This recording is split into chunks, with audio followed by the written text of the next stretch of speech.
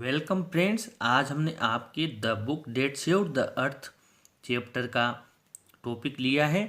इसमें हम आज पूरे सीन 1 के क्वेश्चन आंसर और इसका जो हिंदी ट्रांसलेशन है वो और इस लेसन की समरी भी समझेंगे कि इस लेसन में होता क्या है। आइए स्टार्ट करते हैं। The book that saved the earth is a short play mean to entertain and educate people with the world of fantasy. जो the book that saved the earth एक लघु नाटक है जो अपने काल्पनिक संसार द्वारा लोगों का मनोरंजन करता है तथा उन्हें शिक्षित करता है। It dramatizes the imaginary event of the mid 21st century suppose to be seen in 25th century.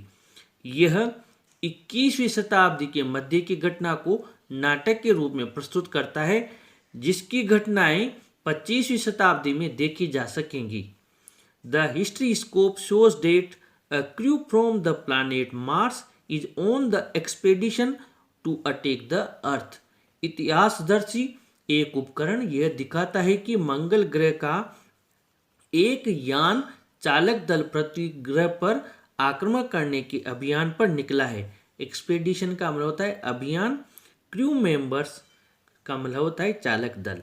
The crew members of the spacecraft happen to enter a library which they take to be a storage barn and mistake books for sandwiches. जो चालक दल का सदस्य होता है वो संयोगवश एक पुस्तकालय में प्रवेश कर जाता है और वे इस पुस्तकालय को एक अनाज का गोदाम समझने लगते हैं तथा पुस्तकों को गलती से वे सैंडविच समझ लेते हैं। They read out poems from a book of nursery rhymes and misinterpret their meanings. वे एक बच्चों के लिए नर्सरी राइम्स की जो कविताओं की पुस्तक होती है उसे पढ़ते हैं और उसका जो अर्थ होता है उसकी गलत व्याख्या करते हैं। Confused by the far-fetched images of the funny poems, they begin to think that the people of the earth are far more advanced. हास्य कविताओं के क्लिष्ट कल्पित शब्द चित्रों से वो कंफ्यूज हो जाते हैं यानी उलझन में पड़ जाते हैं। वे सोचते हैं कि जो पृथ्वी के लोग हैं वे उनसे कहीं ज़्यादा एडवांस हैं, काफ़ी ज़्यादा आगे हैं। And intelligent capable to defeat the Martians, और बुद्धिमान भी होते हैं, मंगल ग्रह के वासियों को हराने में वो सक्षम होते हैं। They drop the mission of attacking the earth and withdraw in fear. वे पृथ्वी पर हमले करने का अपना जो मिशन अभियान होता है उसे वापस ले लेते हैं और डर के मारे वापस भाग जाते हैं, पीछे हट जाते हैं। Think Tank, the mastermind of the attack, is himself so much frightened that he is ready to run away from the Mars to a safer place in the universe. जो थिंक टैंक होता है, जो हमले का mastermind होता है, वह इतना ज़्यादा डर जाता है कि वो मंगल ग्रह को छोड़कर किसी और सुरक्षित स्थान पर ब्रह्मांड में भागने के लिए तैयार हो जाता है। इस प्रकार ये इसका the book that saved the earth का आपके समरी है, इसका आपके पाठ परिचय है। जो पाठ की शुरुआत है उसमें कुछ पात्र दिए हुए हैं। एक तो है हिस्ट्रियन यानी इतिहासविद, great and mighty think tank यानी महान और महाबली थिंक टैंक, अप्रेंटिस नूडल प्रशिक्षु Noodle, captain Omega, lieutenant Iota, sergeant Oop and Op stage voice यानी मंच के पीछे से आती हुई आवाज। सीन फर्स्ट, इसमें आपके दो क्वेश्चन दिए हुए हैं। Why was the 20th century called the era of the book, और सेकेंड है who tried to invade the earth in the 21st century.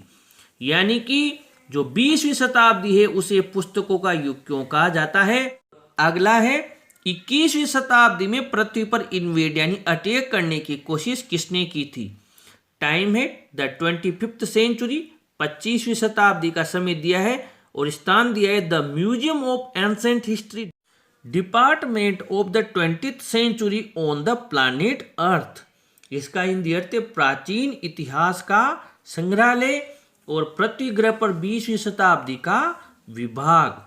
Before rise spotlight science on historian who is sitting at a table down right on which is a movie projector. इसका मतलब है जो इतिहासविद बैठी हुई है उसके ऊपर जो प्रोजेक्टर है, मूवी प्रोजेक्टर, उसकी लाइट पड़ती है जो कि टेबल के ऊपर बैठी हुई है दाईं बगल में, दाईं ओर नीचे बैठी हुई है, वहां पर एक चलचित्र प्रोजेक्टर लगा हुआ है। A sign on easel beside her reads museum of ancient history department of the 20th century. She stands and bows to audience. उसके बगल में पड़े चित्रफलक पर लिखा है प्राचीन इतिहास का संग्रहालय 20वीं शताब्दी का विभाग। वह खड़ी होती है और सिर झुकाकर दर्शकों का अभिवादन करती है। She stands and bows to audience. Historian इतिहासविद। गुड आफ्टरनून, आप सबको अपना का अभिवादन।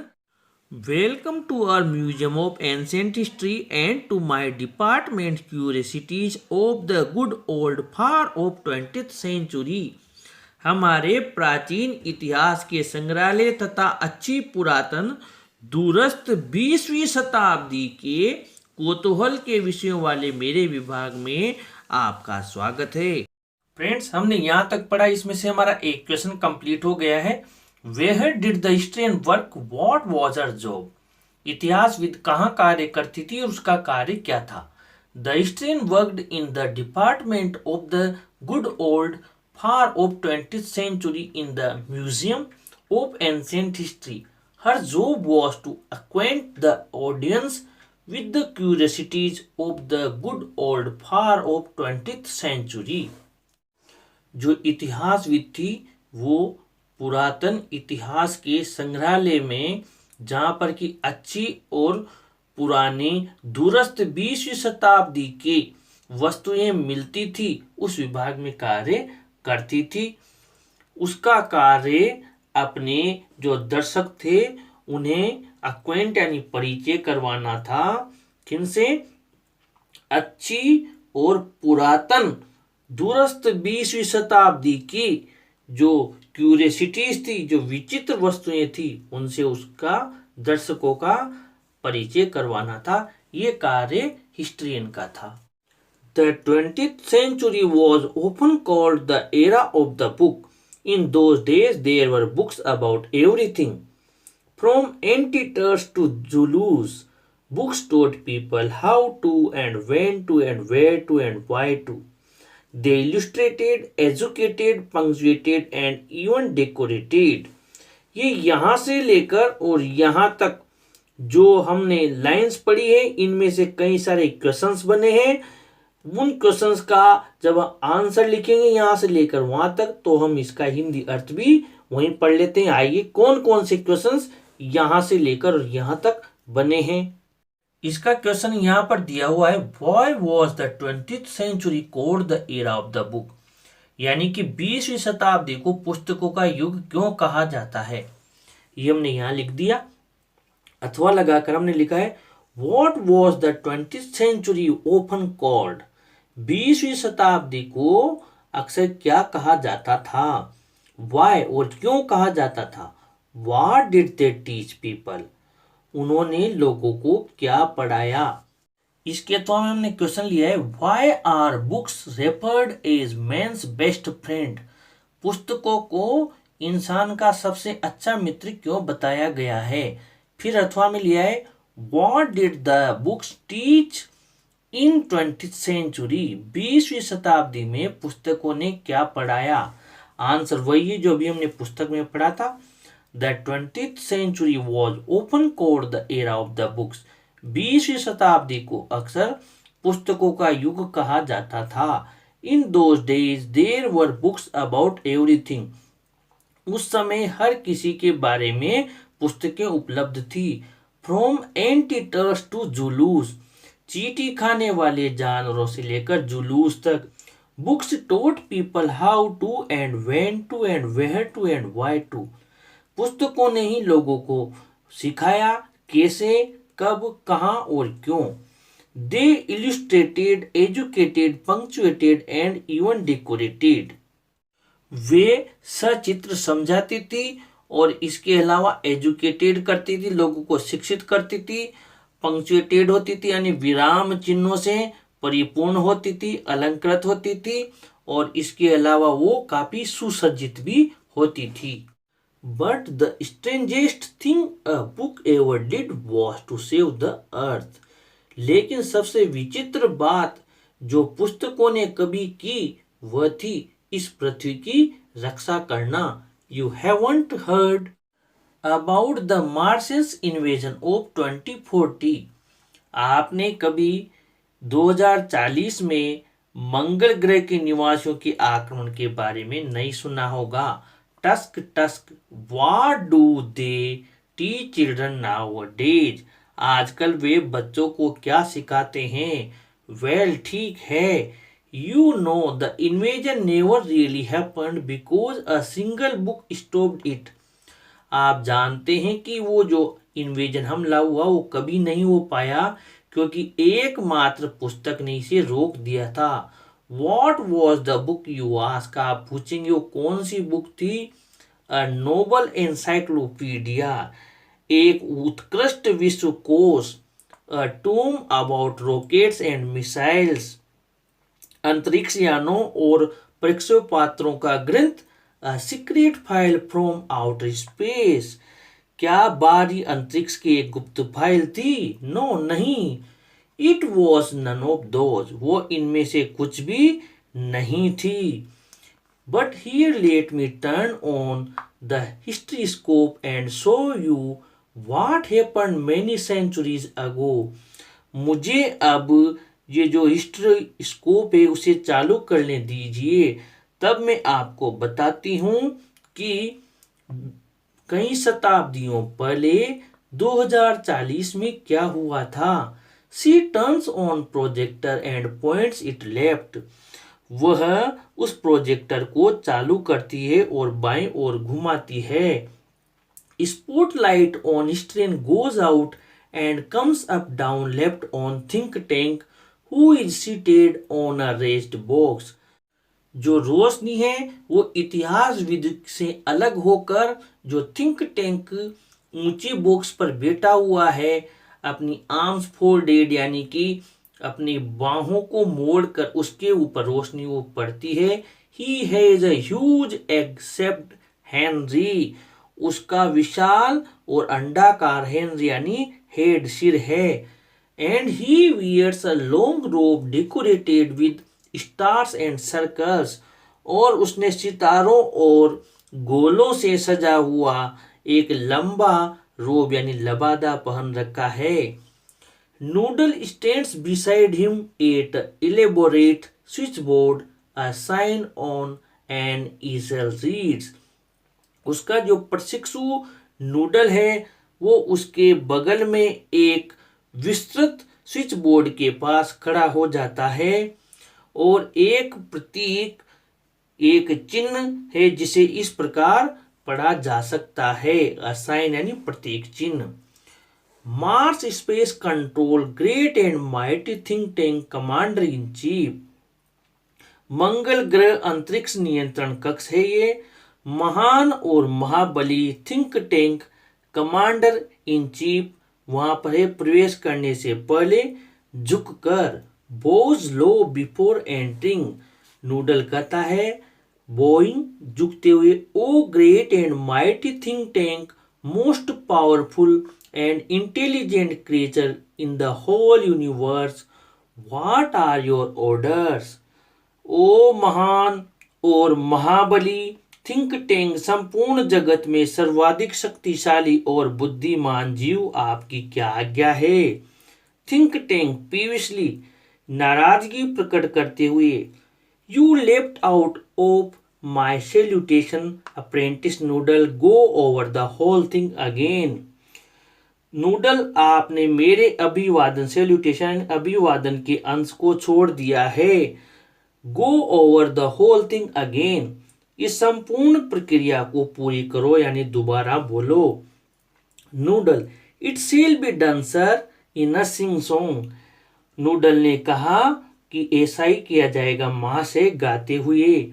ओ great and mighty think tank, ruler of Mars and her two moons, most powerful and intelligent creature in the whole universe, out of breath यानी हाँफते हुए, what are your orders? दोबारा कहता है वो महान और महाबली थिंक टैंक, मंगल ग्रह और उसके दोनों चंद्रमाओं के शासक, पूरे ब्रह्मांड में सर्वाधिक शक्तिशाली और बुद्धिमान जीव, हाँफते हुए आपके क्या आदेश हैं? थिंक टैंक, डेट्स बेटर, ये बेहतर है Noodle. I wish to be placed in communication with our main space probe to that ridiculous little planet we are going to put under our generous rulership. What do they call it again? मैं उस बेतुके छोटे ग्रह जिसे हम अपने उदार शासनाधीन करना चाहते हैं, उसकी मानव युक्त अंतरिक्ष परीक्षण की संचार व्यवस्था से संपर्क करना चाहता हूं। वे इसे क्या कहते हैं? दोबारा बताएं। नूडल, अर्थ योर इंटेलिजेंस, पृथ्वी कहते हैं महामहिम। Think tank, earth of course, you see how insignificant the place is, but first something important, my mirror, I wish to consult my mirror. हाँ बिल्कुल, अर्थ पृथ्वी कहते हैं बिल्कुल महत्वहीन स्थान है वो, बट फर्स्ट समथिंग इंपॉर्टेंट, लेकिन पहले कुछ महत्वपूर्ण बात, माई मिरर, मेरा दर्पण, I wish to consult my mirror, मैं अपने दर्पण से पहले विचार विमर्श करना चाहता हूँ। Noodle, it shall be done sir, he hands think tank का मिरर, ऐसा ही होगा श्रीमान। वह थिंक टैंक को दर्पण दे देता है। Think tank, mirror mirror in my hand, who is the most fantastically intellectually gifted being in the land. दर्पण दर्पण जो उसके हाथ में है, मेरे हाथ में, बताओ भूमि पर सबसे अविश्वसनीय रूप से बौद्धिक दृष्टि से अत्यंत प्रतिभाशाली व्यक्ति कौन है? ऑफ स्टेज हो, इस मंच के पीछे से आवाज आती, आफ्टर अ पोज, एक ठहराव के बाद, यू सर, आप श्रीमान। थिंक टैंक, स्मेकिंग मिरर, और दर्पण को आवाज करते हुए, चूमते हुए, answer quicker next time, I hate a slow mirror, अगली बार थोड़ा जल्दी जवाब देना, मुझे धीमे मिरर दर्पण से नफरत है। He admires himself in the mirror, वह अपने आप को दर्पण में एडमायर करता है, प्रशंसा करता है। देयर आई एम, हाँ ये मैं हूं। Are we Martians not a handsome race, क्या हम मंगल ग्रह के निवासी एक आकर्षक जाति के नहीं है? So much more attractive than those ugly earthlings with their tiny heads, और उनसे तो कई गुना अच्छे आकर्षित होते हैं वो बद्य पृथ्वी के निवासी, विद दियर टाइनी हेड्स, उनके छोटे छोटे सिर होते हैं। Noodle, you keep on exercising your mind and someday you will have a balloon brain just like mine. Noodle, तुम भी अपने मस्तिष्क की कसरत जारी रखो, और किसी दिन तुम्हारा भी जो माइंड है, जो मस्तिष्क है, मेरे मस्तिष्क की तरह गुब्बारे जैसा हो जाएगा। Noodle, oh I hope so mighty think tank, I hope so, मैं भी ऐसा ही सोचता हूँ शक्तिशाली थिंक टैंक, मैं ऐसा ही सोचता हूँ। Think tank, now contact the space probe, I want to invade the primitive ball of mud called Earth before lunch. अब सूचना संग्रह के लिए भेजे गए अंतरिक्ष यान से संपर्क करवाओ। I want to invade the primitive ball of mud called Earth before lunch. मैं भोजन के समय के पहले ही पृथ्वी नामक आदिकालीन, प्रिमिटिव आदिकालीन, बॉल ऑफ मड यानी कीचड़ के गोले पर आक्रमण करना चाहता हूं, भोजन के समय के पहले ही, लंच के पहले ही। Noodle, it shall be done sir, ऐसा ही किया जाएगा sir. He adjust lever on switchboard, electronic buzzes and beeps are heard as the curtains opens, वह स्विच बोर्ड पर हाथों को समायोजित करता है। जब पर्दे खुलते हैं तो इलेक्ट्रॉनिक गूंजें और विद्युत यंत्र की आवाजें सुनाई देती है। फ्रेंड्स, सीन 2 और सीन 1 के शेष रहे क्वेश्चन आंसर्स हम अगले पार्ट में करेंगे। आप हमारे साथ बने रहिए। Thank you.